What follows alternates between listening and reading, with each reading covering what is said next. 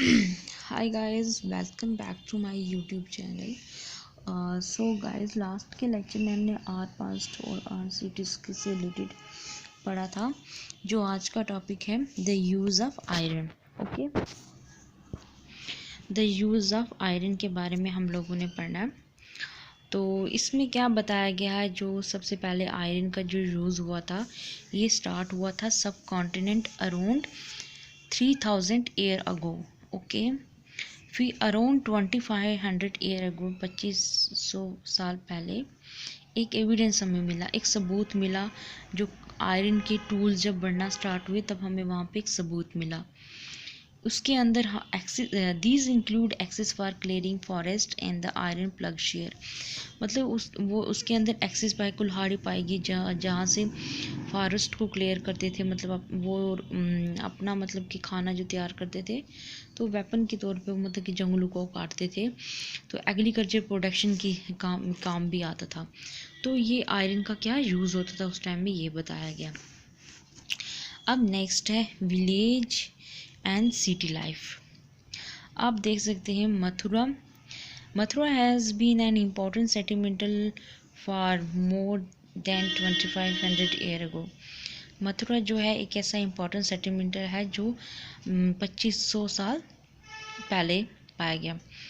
यहाँ पे एक फोर्टिफिकेशन हुई सिटी के अंदर, और कई तरह के श्राइन्स, मतलब एक किसी को आपको पाक जगह मिलना वहाँ स्टार्ट होगी। जो फार्मर और हेडर थे, उन्होंने क्या किया, इस एरिया को ज्वाइन करना स्टार्ट किया, और क्या किया कि जो वहाँ के लोग थे उनको खाना देना उन्होंने स्टार्ट किया, प्रोवाइड किया।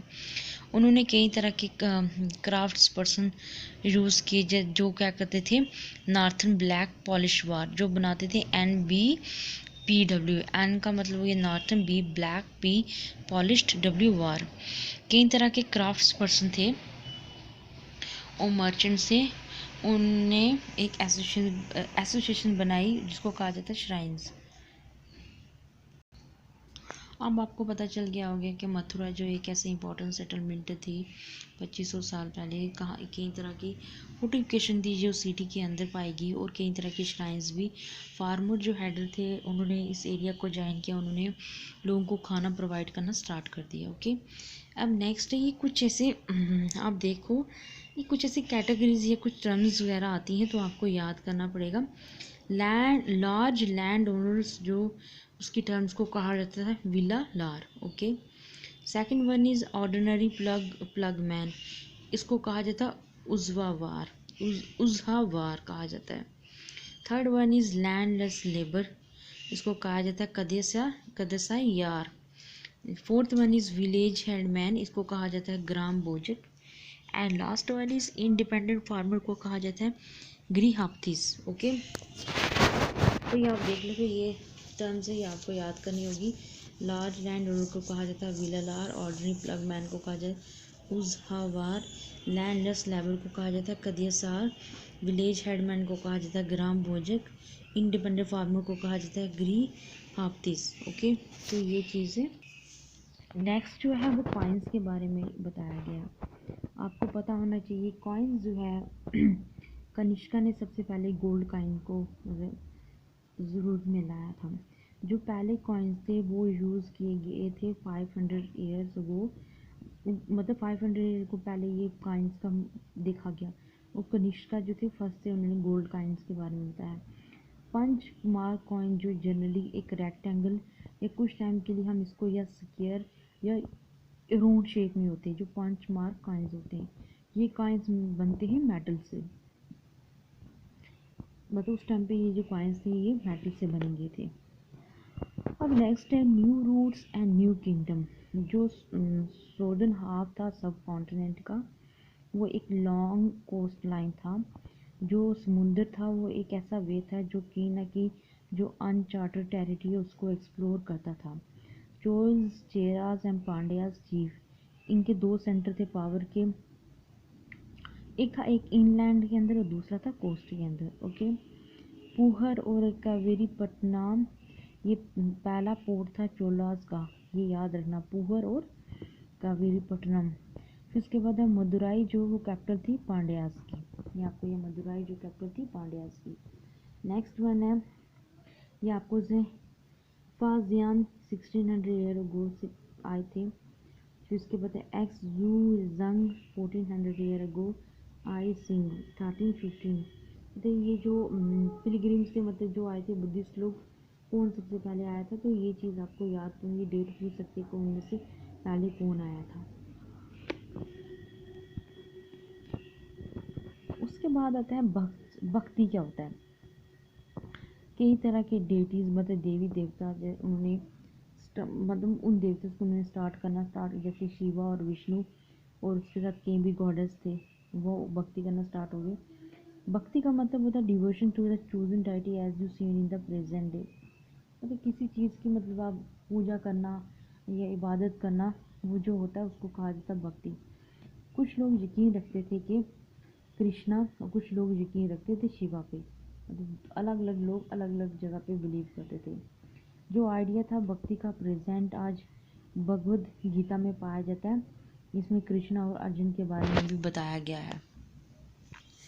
उसके बाद प्राशास्ति क्या होता है, इसका मतलब होता है विक्ट्री। ये ऐसी इंस्क्रिप्शन है जो लिखी गई थी किंग और उसकी डायरेक्शन के बारे में बताई गई थी। जो फॉर एग्जाम्पल अगर कोई भी उस ज़माने में राजा या महाराजा कोई भी जीता था, तो वो उस अपनी विक्ट्री, उसने कौन सी जंग जीती है, तो वो इस प्राशस्ती में पाई जाती थी। तो उसके बाद यहाँ पे बताया गया प्राशस्ती एक कंपोज्ड की गई एक लॉन्ग सेंटेंसेस में कई तरह के प्राशस्ती उन्होंने मेंशन किया। एंसेस्टर रूलर, मतलब रूलर के जो एंसेस्टर थे रूलर, उनके बारे में इनको मेंशन किया। उसके बाद जो है वो है हर्षवर्धना जिन्होंने रूल किया 1400 ईयर अगो। उसका जो पोएट था वो था बना बाटा, जिन्होंने बायोग्राफी लिखी थी द हर्षचित्राइन। संस्कृत में उन्होंने बायोग्राफी, आपसे पूछ सकते हैं कि कोड पोइट का नाम क्या था, बना बाटा। उन्होंने बायोग्राफी किस में लिखी थी, हिंदी में किस में, तो आपको याद होना चाहिए संस्कृत में। वो सक्सेसफुल था ईस्ट, और उसने क्या किया कि मगधा बुरी या मगधा बोल सकते, उन्होंने हासिल की थी। उसके बाद आता है पल्लव्स एंड चलोकियाज। पल्लव्स एंड चलोकिया एक ऐसा इम्पोर्टेंट रूलिंग डायनेस्टी था साउथ इंडिया का।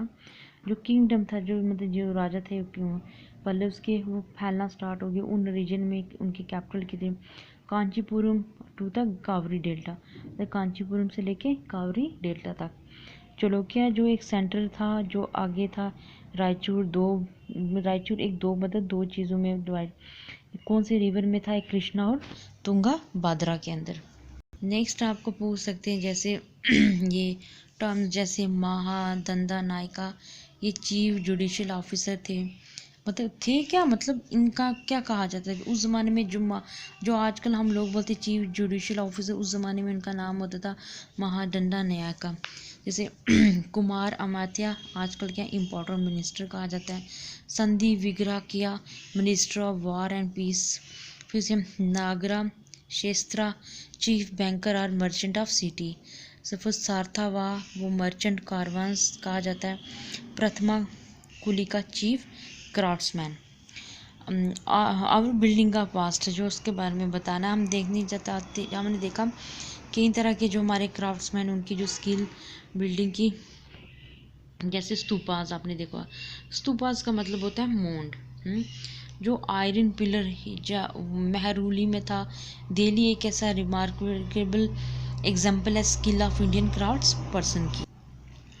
नेक्स्ट है किंग्स एंड किंगडम। कई तरह की डायनेस्टी थी अमरजुई 7वीं सेंचुरी के बाद। वो ऐसा वक्त है जब वहाँ पे बड़े बड़े लैंड लॉर्ड्स और वॉरियर चीफ अलग अलग रीजन सब कॉन्टिनेंट के थे।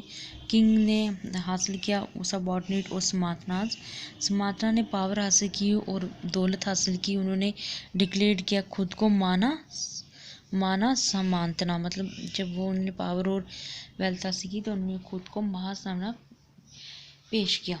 फिर नेक्स्ट है केस स्टडी ऑफ दंती दुर्गा, मतलब दंती दुर्गा के बारे में बताया। जो राष्ट्रकूट थे डेक्कन में, उन्होंने वो सबऑर्डिनेट थे चलोकिया ऑफ कर्नाटका के।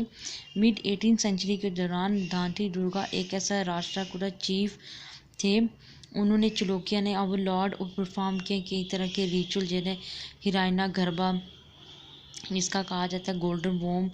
ये मैंने आपको पिछले भी बताया था रीबर्थ के बारे में, तो थोड़ा बहुत मैंने आपको बताया। ये चोल्स के बारे में बताया, जो राजा राजा फर्स्ट कंसीडर एक इम्पॉर्टेंट पावरफुल चोला रूल थे। राजा राजा सन के बेटे राजेंद्र फर्स्ट, उन्होंने अपनी पॉलिसी और उन्होंने रेडिट किया गंगा वैली की तरफ, श्रीलंका और कंट्री साउथ ईस्ट एशिया की तरफ। उन्होंने डेवलप की नेवी और एक्सपेंडेड जो बिग टेंगल थे तंजूवर के, गंगा कूदा चोलमपुर के, उन्होंने राजा राजा और राजेंद्र बनाया।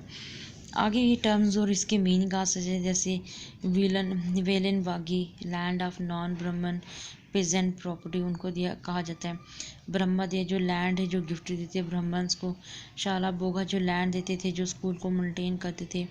देवा दाना त्रिउत्री जो लैंड गिफ्ट देते थे टेम्पल्स को। पली चमंदन जो लैंड डिनोट होता है जेन्स इंस्टीट्यूशन को।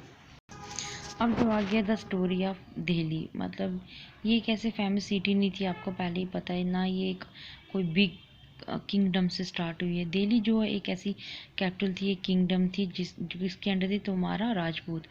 कई तरह के रिच जो अमीर जैना मर्चेंट से वो इस सिटी के अंदर रहते थे। उन्होंने कई तरह के टेम्पल्स को कंस्ट्रक्ट किया। स्टार्टिंग की 13th सेंचुरी में जो कंट्रोल था दिल्ली सल्तनत का, वो जब गया तो हैवली मतलब 45 टोन्स बने उन्होंने हासिल किए, इसलिए दिल्ली के बारे में बताया गया। उसके बाद आता है slaves and high political office. बस इल्तुमिश जो थी उन्होंने भरोसा करना स्टार्ट कर दिया। उन्होंने कहा कि जो भी स्लेव्स वगैरह जो लोग उन पर भरोसा किया जाए, उनको एक इम्पोर्टेंस दी जाए। जो स्पेशल स्लेव्स उनको मतलब कुछ पॉलिटिकल टास्क है। जो खालजी और तुगलक थे उन्होंने लगातार इस बंदगान को किया और उन्होंने आवाज़ उठाई कि हमें इस पर नहीं करना चाहिए, हमें इनको पॉलिटिकल पोजीशन। उन्होंने कहा कल को आप ये राजा हो, इसकी जगह कल कोई आपकी जगह कोई और हो जाता, शायद ये स्लेव्स हम पे हावी भी हो सकते थे। तो उन्होंने अपॉइंटेड किया जनरल्स और गवर्नर, उसके मुताबिक उन्होंने इंट्रोड्यूस किया एक पॉलिटिकल इंस्टेबिलिटी। तवारके ने क्रिटिसाइज़ किया दिल्ली सल्तनत को, उन्होंने अपॉइंट किया लॉ एंड बियर बोन टू हाई। अब जो नेक्स्ट है वो इक्ताज़ एंड मुक्ताज़, जो खालजी और तुगलक थे मोनार्क है, उन्होंने अपॉइंट किया मिलिट्री कमांडर, एक गवर्नर जो टेरिटरी का गवर्नर मतलब अपॉइंट किया गया। कई तरह के साइज़ के जैसे टेरिटरी का होता था। ये लैंड को कहा गया इक्ताज़ और उनके जो संभालने वाले को कहा जाता है इक्तादार या मुक्ति। जो ड्यूटी होती थी मुक्ति की वो क्या करते थे, मिलिट्री कंपेनियन को बढ़ाते थे और लॉ को मेंटेन करते थे और ऑर्डर को इसके मुताबिक इक्ताज़ के मुताबिक उन मिलिट्री सर्विस के एक्सचेंज के तौर पे जो मुक्ति ने कलेक्टेड किया revenue of assignment as shelter. So guys आज का यही टॉपिक था, आई होप आपको समझ आ गया। अगर इसमें कोई भी आपको प्रॉब्लम हो तो प्लीज़ आप मुझसे कमेंट सेक्शन में पूछ सकते हैं। तो मिलते हैं नेक्स्ट वीडियो में। Thank you so much.